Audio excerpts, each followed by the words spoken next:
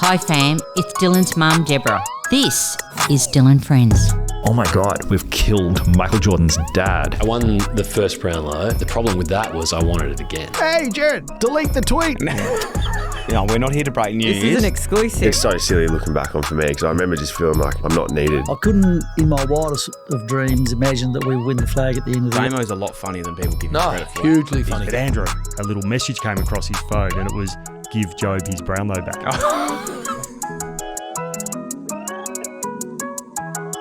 Dean Cox, how are you, mate? Dyl, going well, thank you. Absolute honour to be up here. We're sitting in the creche here at the SCG. This is fantastic. Yeah, I know you got little baby seats that you got to try and fit into, but yeah, it's an amazing facility and something we're really proud of. I'd have to say, I've been lucky enough to sort of tour a few clubs, and the SCG facility that you got here is bloody incredible. Like that big area downstairs, whole board, sort of the whole administration as well, built around the facility. It's top notch. Yeah, it is, and I suppose when I first moved over from West Coast and coach here, we were in the walls of the SCG. You have 4 levels. There was one corridor with little rooms off to the side. So, if you talk about functionality and connectiveness as a whole organisation, it was separated. So, the ability to be able to have common areas where everyone integrates, spends time together, certainly helps with wanting to come to work and keeping people at work. Bloody oath. How's the last 6 months been for you in a nutshell, I suppose? It's been a pretty big period, obviously the grand final into then coming and taking over as senior coach. It's been pretty big. Yeah, it has. I think, obviously from the way the season finished to trying to work our way through that. And then from there for John to sort of say, you run the program, he needed a break. That was going to happen before whatever happened at the end of this season. And, from then it was about running a program, interviewing people, getting everything in place for all other areas of the football department. And then, a month later or 6 weeks later to get the news that he's going to step down and the program's mine. So, it probably didn't hit home until well after that first conversation. We had a week to sort of how we're going to bring it out. It probably sunk in by then the role at hand and the magnitude of it, and am I ready, and will I ever be ready? And so the question started, but really excited. No, it's incredible. I love what you've done as well in the first little bit, just as an outsider. It's well publicised about the 2-kilometre backup run, which, as a former player, you just think, fuck, that is like the worst thing you could ever do. And you know how hard it is. But I think for you to come in and sort of set that standard, was that something that you think you had to set for the playing base and the players in the football club to be like, all right, we're restarting after the year? Or was it even just something publicly as well to be like, all right, we've reset here, let's get it done, new year?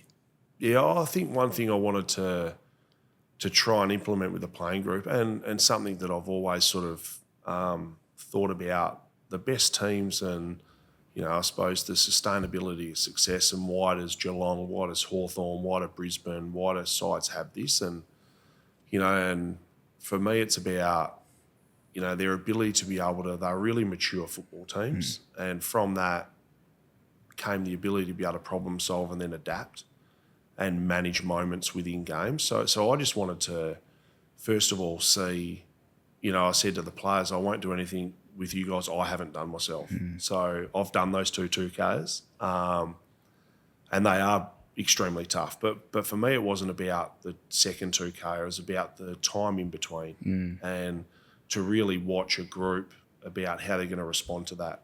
Challenges or things happen throughout seasons or your career that you've just got to adapt, move on, get on with, and just have a crack at. So for me, it was about doing that. And that 4 or 5 minutes was the most crucial part, from players being exhausted to then going, okay, well, I've got to butter up and go again. And I just have to get it done. It's incredible. I sound like a broken record here, but chatting to some coaches about this, and, that's the stuff that when you're a player and you're in the four walls of a football club, coaching, whatever it is, sometimes those sessions you think, geez, I'm not going to miss this stuff when, you leave. But I think once you do, you actually crave that learning to be able to test yourself and push yourself in those situations, because you just don't get it in everyday life anymore? No, you don't. And I think the limit, what is the limit? You know, we constantly need to test that. And, you know, if you have a ceiling, how you can actually go through that ceiling. And whether you're a new player or an experienced player, we need everyone to grow, develop and improve. So for me, it wasn't about, you know, the whole group. It's always about testing them so they realise the ceiling can be worked through, and we're going to be in stages throughout a footy season that you're going to be tested and you're going to have to work your way through it. It's really interesting being a former player and then as coming to a coach as well. And I suppose you mentioned it before, you'd never ask your team or something you haven't done yourself. What would you feel like, being a coach now, coaching your younger self, being in those situations, how do you think you would have adapted to that when you first started? Yeah, I think when I first did it, when Whoosh did it, I thought he was mad. But he was mad. Yeah. So I think, and the respect you certainly get, it's not about, as long as there's a message or a reason behind why you're doing something. I sort of said to the players at the start of pre-season, we're going to be tested and we need to be able to learn how to work our way through that. So I said at the start, session's going to get compromised. We're going to do things differently. You're going to get challenged in multiple ways. And, and that was just one of them. I think, I spoke to the leaders. They were really keen for that as well. But they just didn't know when or how. And that's been one, but there's been multiple that we've done throughout the pre-season as well. We used to have and I'm sure you've got a million more stories than me on this, but we have a coach called David Butterfin who was at Collingwood and at Carlton. And throughout pre-season, you could never ask. You weren't allowed to know when the session was ending. So it was like one thing after the next. You were just told by the next thing you were doing, but you never actually knew when it was finishing. And as soon as you'd ask, it was just more. What do you think are some of your sessions looking back? And I suppose to not give too much away for the boys, maybe in next pre-seasons, ones to come. But what do you remember being some of your toughest challenges early in your career, or even later in your career when you had an incredibly successful team at West Coast? Yeah, I think first of all when I got to West Coast, I wasn't in. Well, the first pre-season I ever did for a football club was West Coast. I'm talking country. I'm talking waffle. So you weren't rocking up, or were you injured?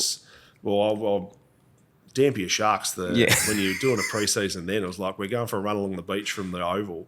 People were sitting on park benches, and so it didn't really matter. Yeah. There was no time. It was like, do 2 laps, warm up. All right, let's do some push-ups and let's just have a kick. Yeah. And then once I finished that, I moved to, because I left Dampier and went to East Perth, I got down at the end of Jan, once Christmas had finished and settled in. So I'd missed all of the November, December, January period. And then at the end of that, Feb to October, West Coast rang and asked me to go and train. And it was like, oh, how exciting. And then it was like reality setting in, like, oh, my God.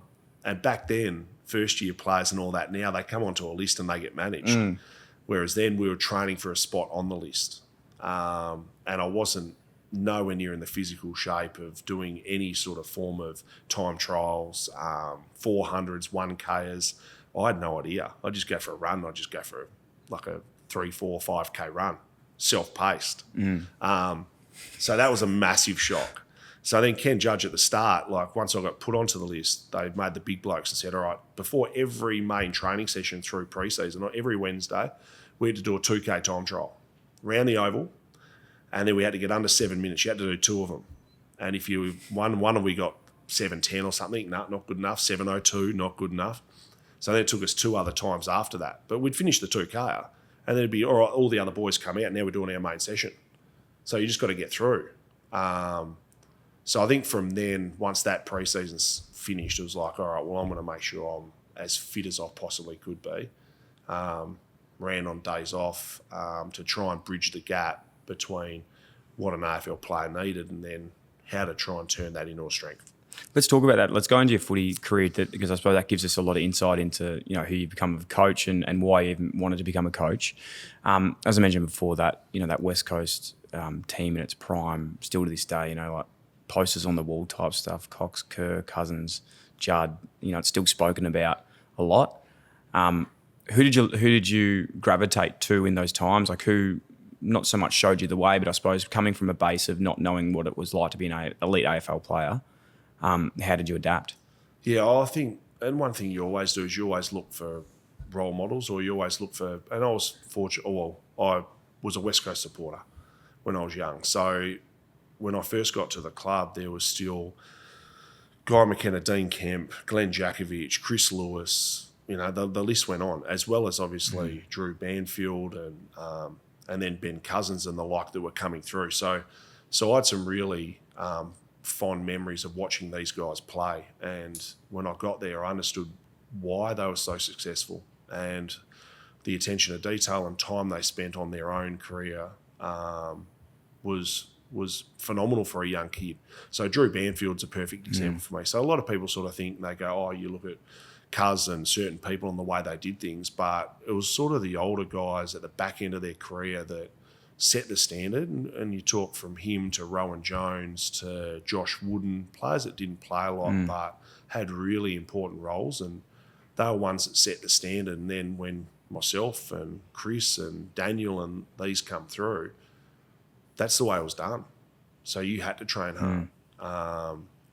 And that's probably something that stuck out really early in my career is, your reason why Ben could run blokes into the ground is because you get to the other end of the ground and instead of waiting for the ball to come back, he'd be doing suicides behind the goals as his rest period.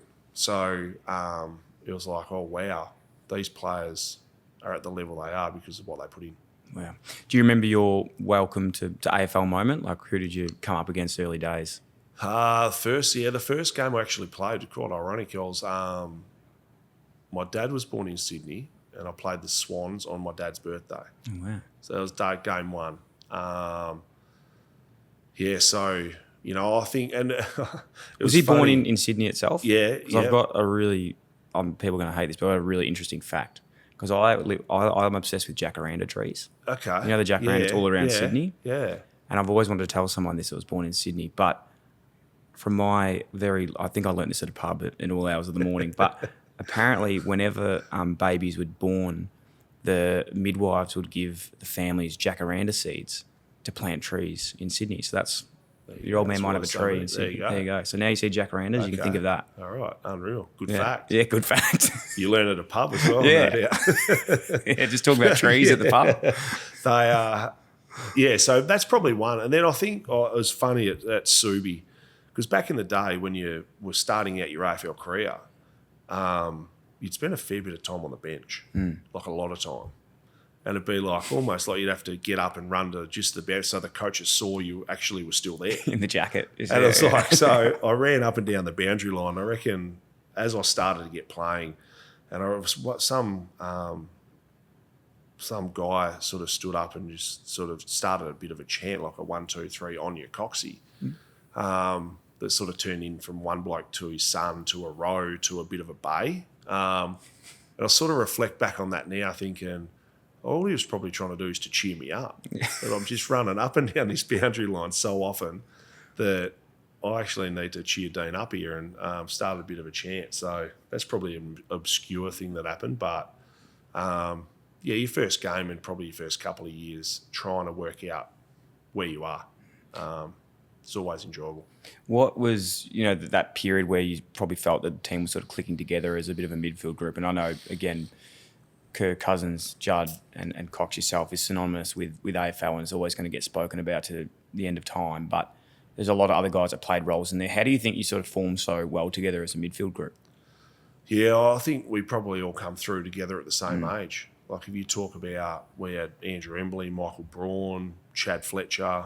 So the group, we were really deep. I think a lot of people focused on some of the bigger names, but everyone complemented each other with what they did.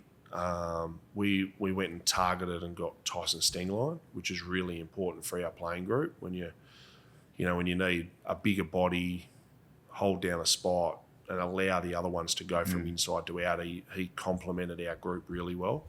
And a lot of people sort of talk of those, but the addition of Tyson was profound for our football club. We batted really deep and we'd come together early on. We'd spent 3 or 4 years playing together before it actually clicked that we become a pretty formidable midfield group. Who was, I suppose, the most dominant in the sense of like ruck taps? Who was like the loudest going in? Curry was. Curry's the loudest? Yeah, he was one that wanted. But it was the thing with Daniel is whatever area you were trying to get it to, he was flat out through that area. Yeah. He had no fear of what was coming and certainly made myself look good at times. If I'm sure you might get asked this a lot when you talk, but if you had to pick one to go into battle with grand final day, who would you take? It's like asking which daughter I love the best. I think the unique part about all of them is they all played different. Yeah. I think you had the hard two-way running of Ben and then you had, so all of them ran hard, but you had the toughness of Daniel and then Chris's ability to be able to impact and break a game open. I think I was fortunate to see all of them play at their best. But what Chris could do on a football field was not many can do. I think that's the part that separates players in teams, in eras, in anything. Is the impact they can have by doing what other people can't. And Chris was high in that. Ironic, you're at the Swans now, head coach, with the history, I suppose, between West Coast and Swans as a young kid, I suppose, as well. Like 2 grand finals that I was really lucky to go to, both 05, 06. 05, 06? Yep. Just want to make sure. Which were absolutely amazing. First one, an iconic moment, which would have, broken a lot of West Coast Eagles' hearts, but the Leo Barry mark. Next year, come back and win by a point. Yep. Crazy time in footy. Like, it's not often you see a rematch really and it go that close either way. Oh, yeah. It was like even through, I think at one stage there was 7 games with 12 points total between those 7 games.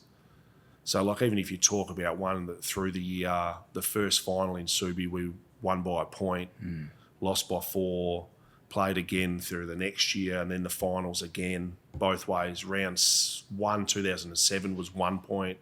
So it was a huge battle between both teams. And the part about it is it ebbed and flowed throughout games, but the last quarter it was always tight. And that was sort of one of the reasons why what really appealed to me about Sydney was the history I'd had, the respect I had for the footy club, the playing group, made it certainly a decision that I turned to really quickly. And the grand finals, like to be able to play and experience that, unfortunately kick it to Leo, and then the same spot, same position I was on the ground, exactly the same spot was where the year later was a complete different feel. And you finished with you're in the ruck contest at the time? So right there where I kicked it into Leo the year before is where the ruck contest was the next year, and a completely different result. So what an amazing, I suppose, analogy to be able to bring to a team that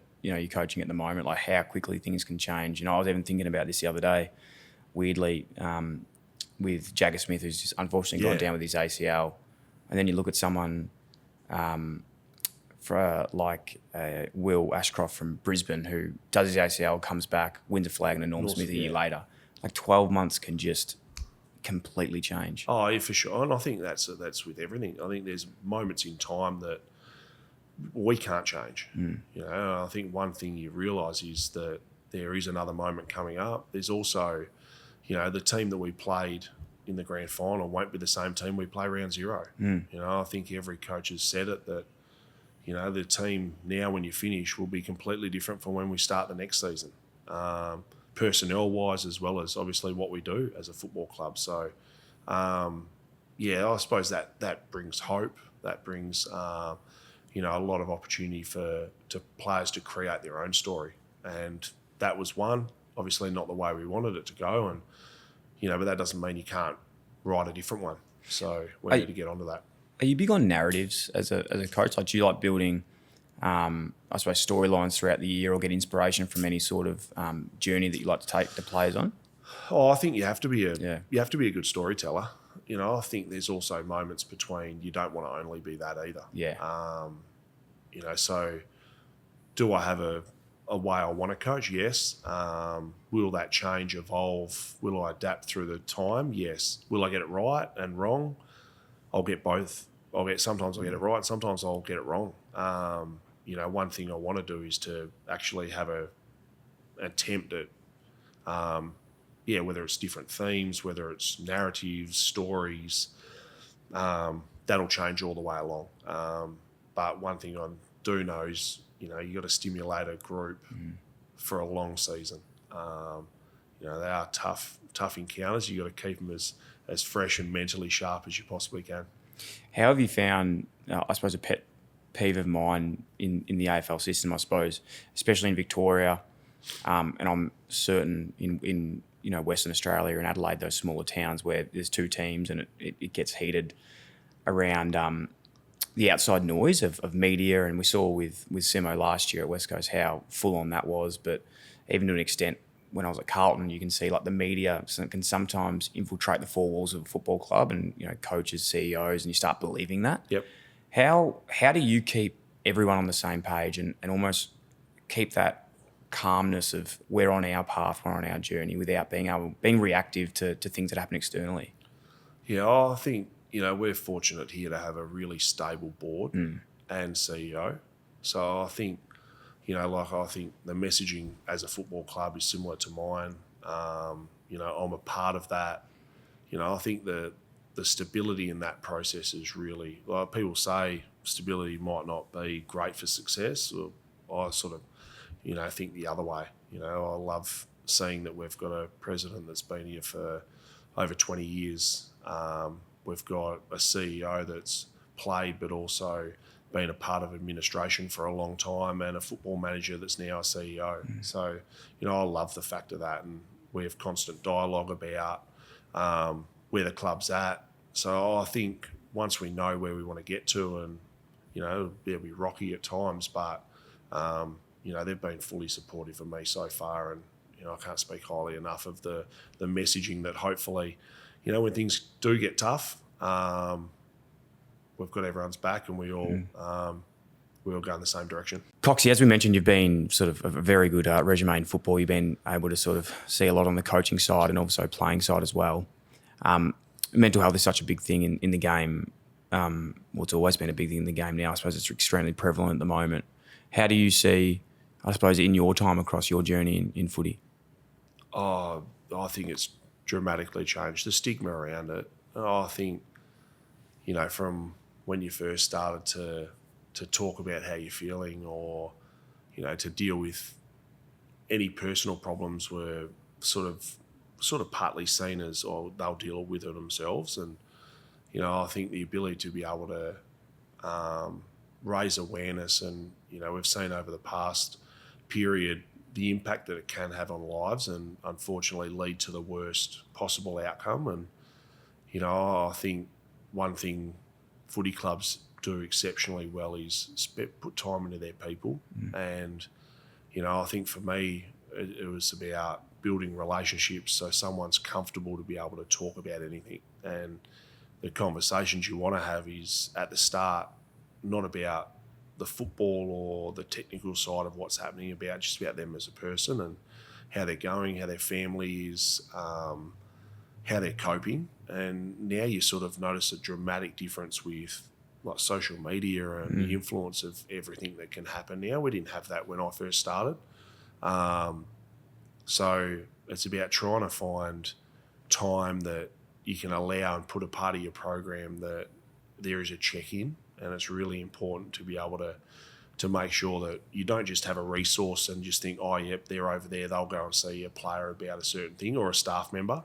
It's about trying to make sure that you're constantly in dialogue with those people so you can see signs, you can help them, and try and tackle everything that they're dealing with as a person, because whether it's from the past, what's currently happening, you want to try and provide an avenue where they can openly talk and get help. Do you see as well, like especially in sport, high achieving people, you can't switch that thing off on and off the field, and it's about surrounding yourself with like the right people. And I don't know how to even asked this question properly, and I think it's important to even ask them because sometimes it's not going to be an easy conversation to have. You just got to fumble around. But teammates that have struggled with things off the field, like is it from just learning how to manage those things better together and supporting guys in those periods? Yeah, it is. And like you speak about everything.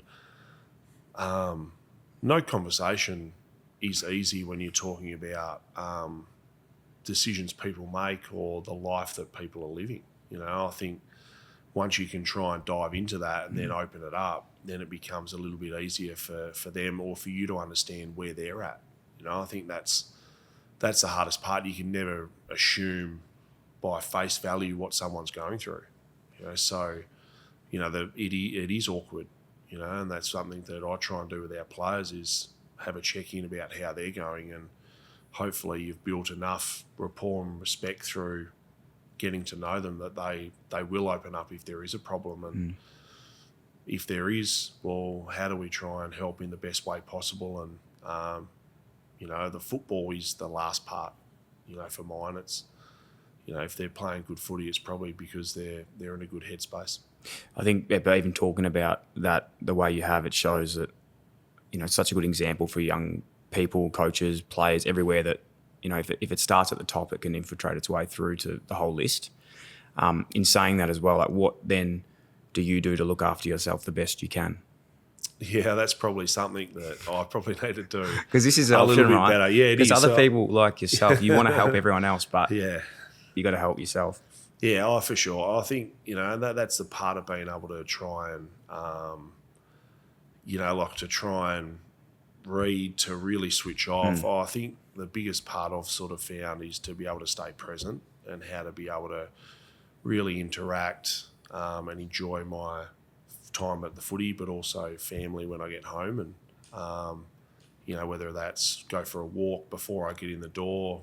My wife always says, if you, once you get walking this door, you're a father.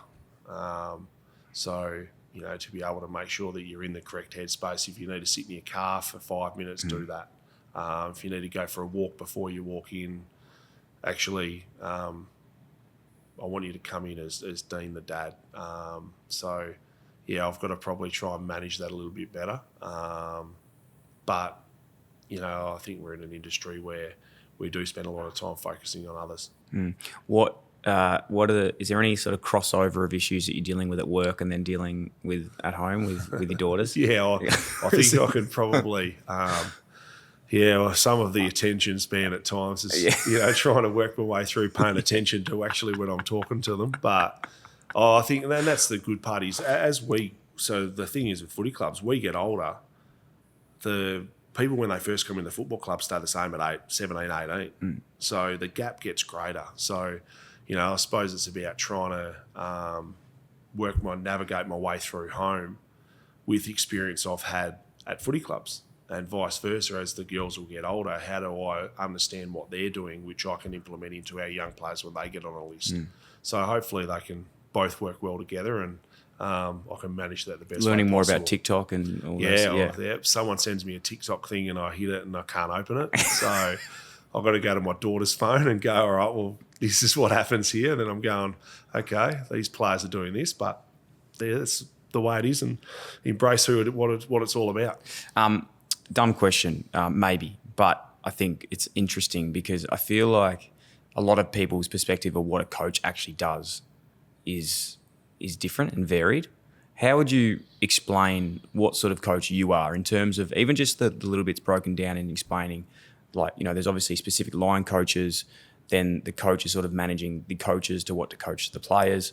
How does that sort of work week to week? And then on game day, what do you like to take control of? Yeah, I sort of want to be a coach that empowers his people. I think one thing when I took over, I want to make sure, and I've been fortunate that John sort of did this and allowed me to coach areas and experience other things. And, I said to the coaches and to all our staff when I took over, you're employed here for a reason. You're really good at what you do, so get that done. I think one thing I want to do is instill that. I want to build strong relationships. I think that's what I did certainly as a player, and I've always done my whole life, is to try and build relationships. So throughout the week, the easy conversations continually happen. That's sort of about trust and honesty, and they always know what I'm like, what I'm going to do to help them. If there's moments that need to be spoken about, I'll speak about it. So there's sort of, that's probably your throughout the week. And then game day, I just want to make sure that I'm trying to be as calm as I possibly can.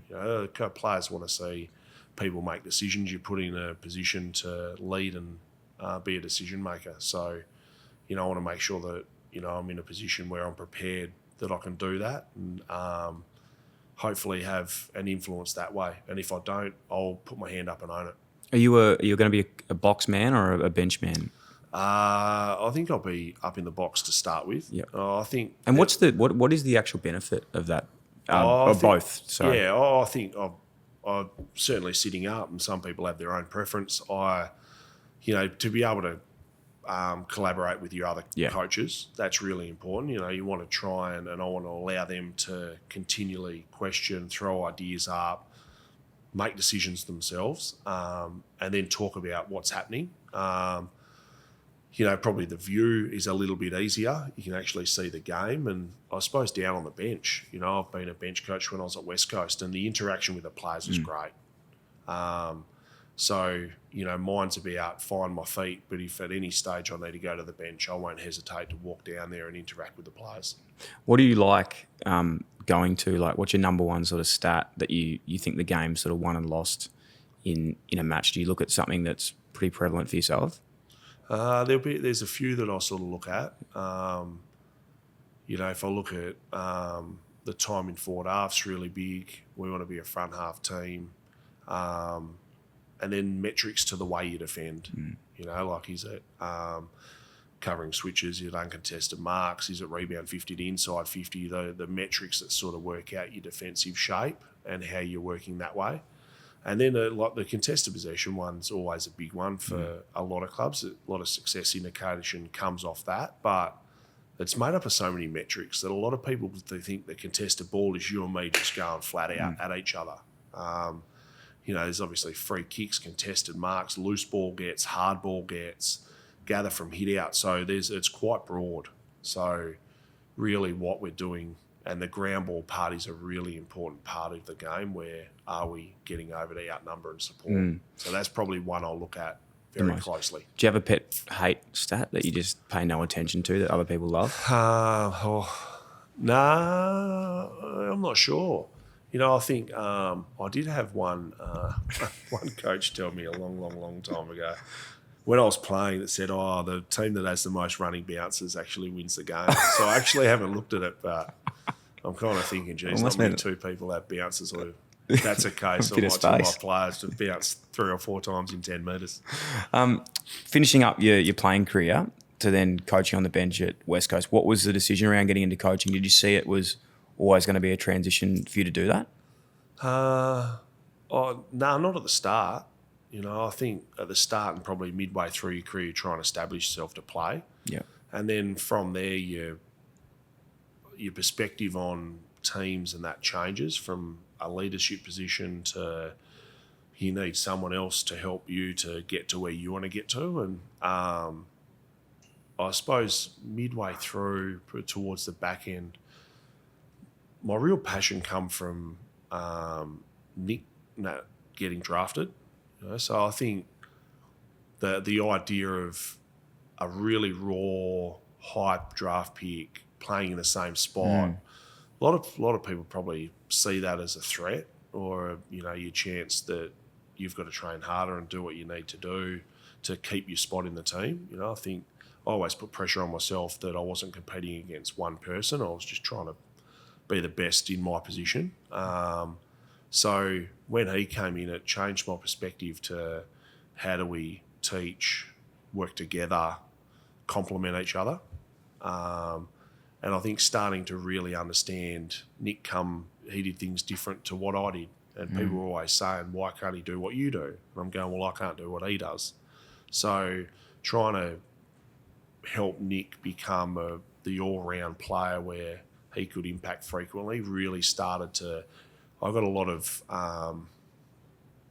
reward, but more about self-fulfillment out of going, well, we've spoken about this, we've worked on it together, and he's implemented it. So it's like, oh, yeah, that's great for the team, and that's probably the path that I decided to go, this might be for me. And then I sort of kept going and just wanted people to experience what I was able to do, which is playing a good team, a successful team, and then, make a lot of friends and have a lot of fun while I was doing it. Then that's really interesting. And I think a lot of people do view things like that around like competitiveness and I definitely have battled with that a lot as a player. When you feel not confident enough in yourself, you compete with other people, but you really just got to actually realise it makes you better too by hanging around with people that are better than you in some aspects. Yeah. What ended up eventuating from there going obviously to the Swans? So that was 2017. Yep, so the end of 17. How did the conversation come about? I'm always so intrigued about coaching movements or, because the relationship is so insular, I suppose, in AFL. Like everyone knows everyone. You played against each other, played juniors together, and how did it come about?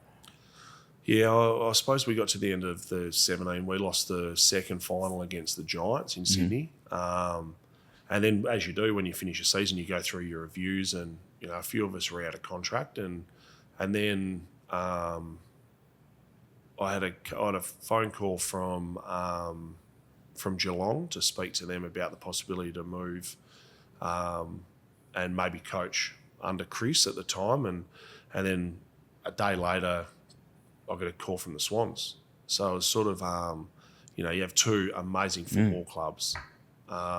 You're in a fortunate position to speak to, and I think throughout the process I had a decision to make pretty quickly, where I flew over to Geelong. Me and Kerry flew over to Geelong. We flew back.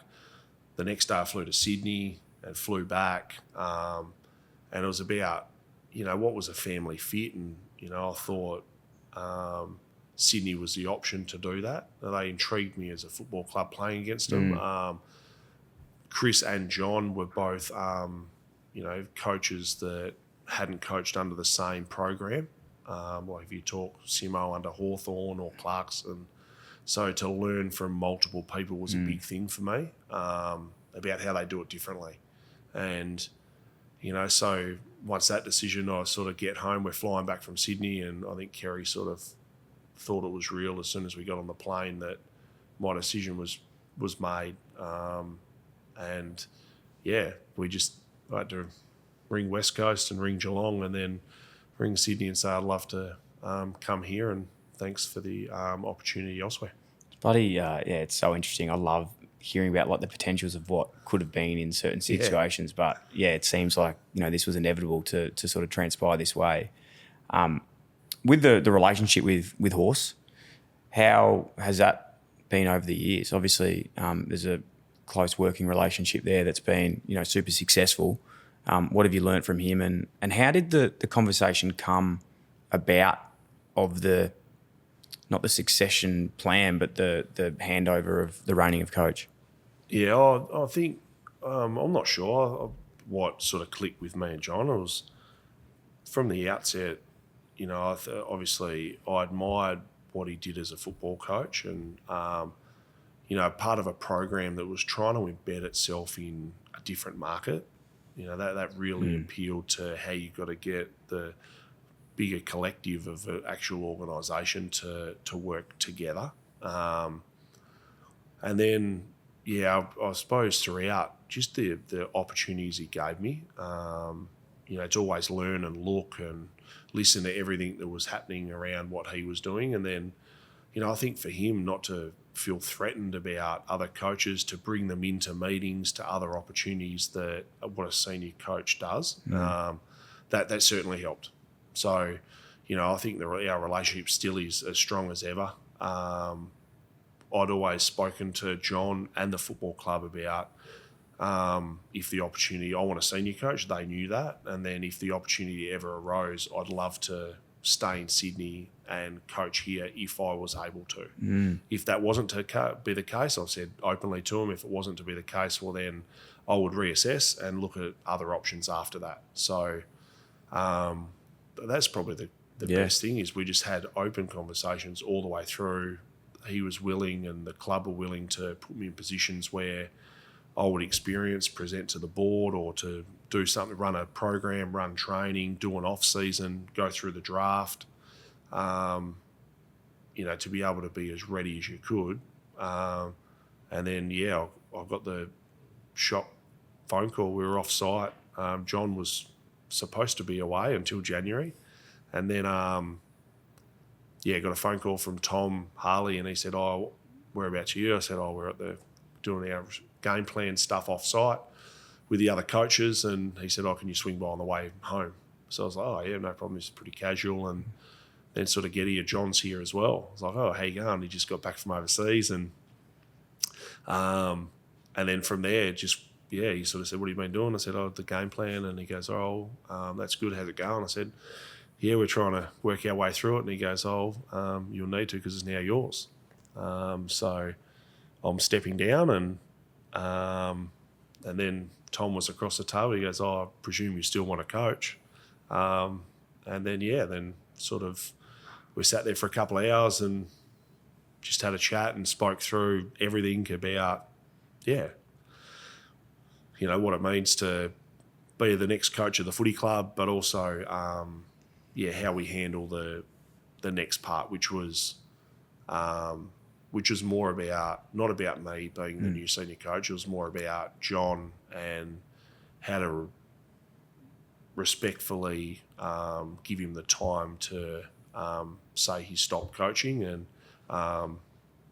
certainly get the reward for the service he's given this football club. So cool. I felt like a fly on the wall in that situation, but it's funny, you're obviously built for coaching and staying calm. As soon as you said Tom Harley called you, I just had like mad anxiety thinking like, what have I done? It's not the CEO. I've got that during Christmas. He rings me on the 2nd of Jan and I'm like, I said, "Tom, how you going?" He goes, "Oh, yeah." I said, "Yeah, good." I said, "What's anything happening?" He goes, "No, it's not one of those phone calls." I'm like, "Oh, thank God for that." He goes, "I'm going overseas. If you need anything, just let me know." Oh, mate, that could have been a text. That could have been a text, Tom. You give me the heads up. That's a text. But and it was just, I think what I'm really proud of is the way that the footy club handles situations. Certainly like that, to be able to respectfully honour the people or a person or a particular part of an organisation that's had a profound impact to do that as well as they did was really pleasing. Super impressive. Even to go back on as well, like it shows that you never. I just feel like Swans is one of those clubs that has such a strong culture that people don't want to leave here. Like once you're embedded, you are. And I remember when the West Coast job came up, like stupidly, I think a lot of people were just like, "Oh, here we go. Like Coxie's going to take it. It's done." Until you said no, it was like, shit. Like this is strong. Yeah, that must have been a massive decision. It was. And I think what sort of people don't realise is, I think the part is I'll never stop my love for West Coast. I think what people sort of think is that the romantic part of it always says that you can go back and coach your own team if they want you and if you're available. So for me, it was like there wasn't too many times. Now you make family decisions, and the family decision was started a business here. My wife was enjoying starting that. My daughters were in school; they were settled. So for me, it was at the time it was just there was nothing from Sydney guaranteed, which was like, but I just had to back it in. And we spoke at length, me and Kerry, about the possibility of moving home back to WA is this our new home?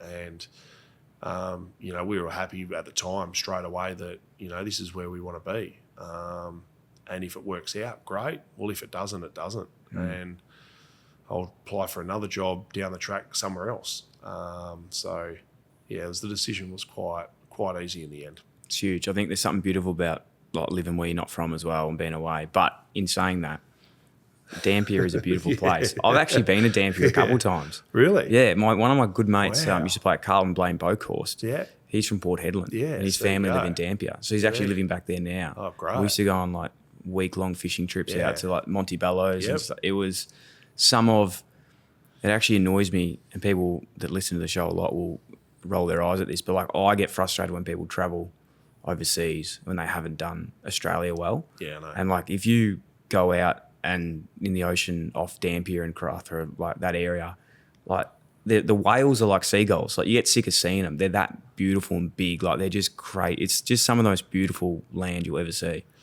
Yeah, it is. And, I was fortunate to, spend 18 years there. My brother's still Do you fish and stuff when you go up there? Yeah, so we and that's the best part. From Sydney, it's hard to get to. Yeah, which is, but man, it actually costs probably triple to get there than it does to get to Europe. But I think also, one thing I always remember is every school holiday, long weekend.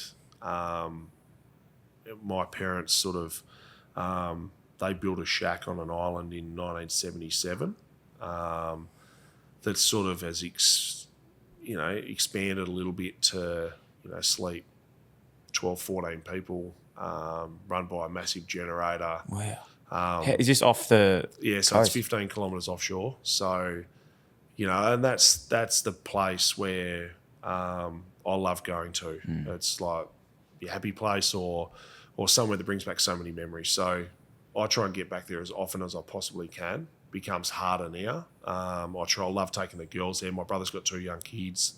So the ability to be able to go back and give them the experience we had. And it is remote. And that's a good part. So you take all your food, everything out there. You've got all stuff that, whether it's cutlery, everything's there set up. But, you take it all out, then you go and explore. And you Off-grid. fish, squid, you dive, you do everything. So, it's unreal. There's a TV there. The only time a TV can come on is for sport. That's one of the rules. You should take some of the boys. You should take the leadership group over there and do something one I've day. taken a heap of the West Coast boys. Have it, yeah. Yep. So when I was playing and even coaching, we'd fly up. My next thing is to get the coaches that I coach with up Amazing there. So place. that's happening this year. Yeah, I'm a boy from I was Melbourne, lived in Sydney my whole life, and like going up there, seeing the red dirt, and we even went for a tour through like the iron ore, iron ore facility, and seeing the trucks, and just it was just mind blowing. Like you just don't know what even happens. And I think also when you talk about like Dampier is the port for like Rio Tinto, Woodside, you talk about those big salt. Dampier salt, the amount of and you see the ships and the movement through the channels and all that come up there to where they go, and the amount of revenue they make the country, and just how a small little place can generate so much for the economy is phenomenal. There you go. Good on you, Dampier. Carly, an absolute star with the Coaches Association. We've been using some of her To Be Frank cards. Yep. Conversation starters. Did you ever use any cards with the players, or are you pretty free flowing there? No, a bit. Who's the easiest player to talk to, and who's the hardest to get a hold of? Easiest player to talk to, Justin McInerney. Yeah. Yeah. J-Mac, he's pretty easy on the door. Pretty easy to talk to. He'll talk. Sometimes you're like, man, I actually got to get going. Yeah, I do. Sort of like, mate, time out. I need a bit of space here. And the hardest, I'm just trying to think. Well, the hardest one to get a hold of is Isaac. Yeah. Constantly getting his voicemail. Yeah. That's full. So doing like photo shoots or something. Yeah, he's doing something. So, they're generally not too bad. That's good. Yeah. Good. Well, you can use some of these, feel free, but today you're in the hot seat. So if a crystal ball could tell you the future, would you want to know? No. I'm big on sort of surprises or something that's unknown that you're ambitious to try and achieve. I think the same, like when you were fortunate I didn't find out the sex of my children. There's not too many surprises you have in life that you need to, try and make sure keeps you on your toes. That's my only one I don't like. You needed to know. I needed to know. There you go. Well, in saying that, my wife, she makes the rules, so she found out. I was sort of happy to do either. Yeah. But I found out in the first one. Now the second one, I don't know, and I'm like, I almost feel like you actually get 2 surprises if you find out. And now I'm like struggling not to sort of know. But crystal ball, I wouldn't want to do either. Bigger one. What is one of your biggest regrets in life to date, if you have any? Oh God. One of them, probably not to get into business with teammates. Certainly Andrew Embley. Yeah, what's he done, Big Embers?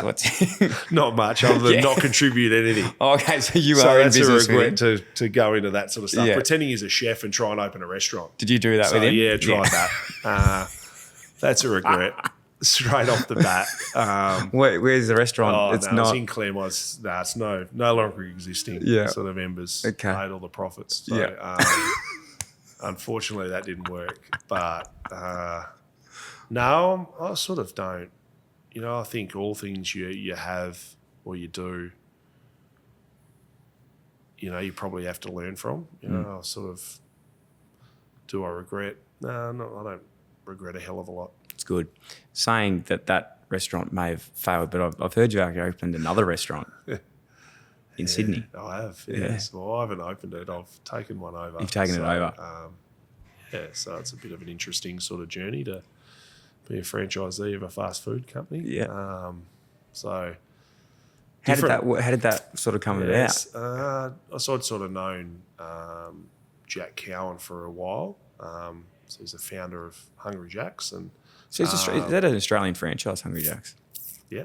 So Jack started that in the 70s over in Perth, and then I was one of their ambassadors when we were playing, as they were one of the major sponsors. So got to know him personally, and then when I moved to Sydney, sort of what's happening, welcome to Sydney, what are you doing outside of coaching? And it's sort of interesting because it's something I sort of say to my players as well is your career will last for X amount of time.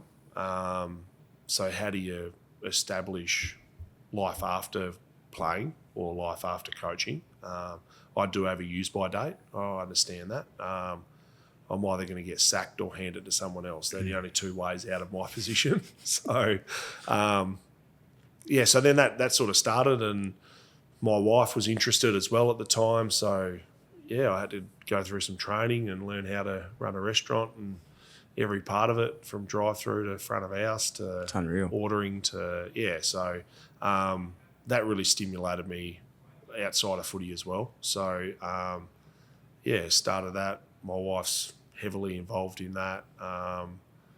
Now as my demands here increase, it's sort of, Kerry sort of takes over that and Good on you, Kerry. deals with that. That's awesome. I feel like a lot of the Giants boys on the way home from games will be Hopefully really, doing I'll give them a discount. Yeah, give them a discount card, No would you? problem at That'd be all. fantastic. Easily. Last one, mate. 3 things you can't live without besides your family. So, it'd have to be a phone would be one. 3 things I can't live without is probably water of some capacity, whether it's that makes to sense. go and visit and okay, yeah, I just meant like not hydrating. not hydrating. Well, you can't live without that, but some I thought we were getting real literal. some form of water, or to be around, to view, to swim in, to so that probably brings back a fair amount of my childhood sort of dreams. And the third one would be maybe a car. You're a car man? Yeah, no, not really, but I just struggle to get everywhere by foot now. Fair. So, What's your favourite beach in Sydney? favourite would be Tamarama. Yeah. Jesus, some rips there though. Yeah, you a good swimmer? Not too bad. Okay. Try and visit as many as you possibly can, even some of the sort of bay beaches. Yeah, like Redleaf and Redleaf, Balmoral, Sharks Bay. Always sort of Watson's Bay. They're unbelievable. So I think it's a beautiful city. Yeah. And that's one thing that, you probably, when people come here, don't sort of realise, they think how busy it is, but little pockets of areas, sensational.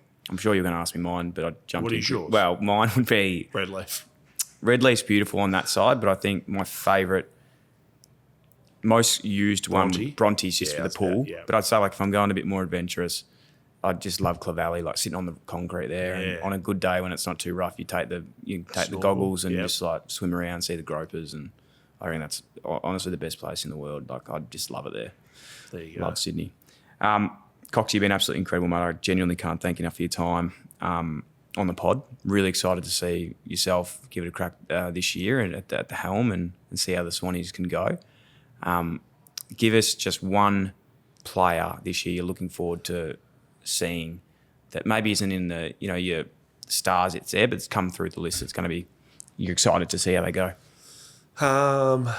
One I think can hopefully establish themselves as a really consistent AFL footballer is Braden Campbell. Yeah, I think he's had glimpses throughout his career to date, but there is a reason why he was picked highly. And I think picked before Errol Goulden. He was picked before Errol.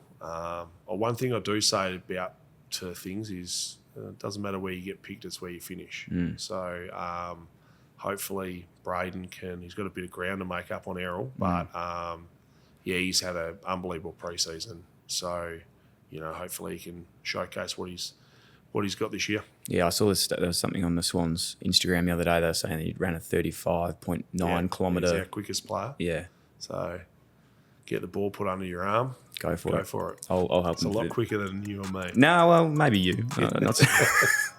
Cox, you're a star, mate. Best of luck for the year and, really appreciate your time. No problem. Thanks for having me, Dyl. Cheers.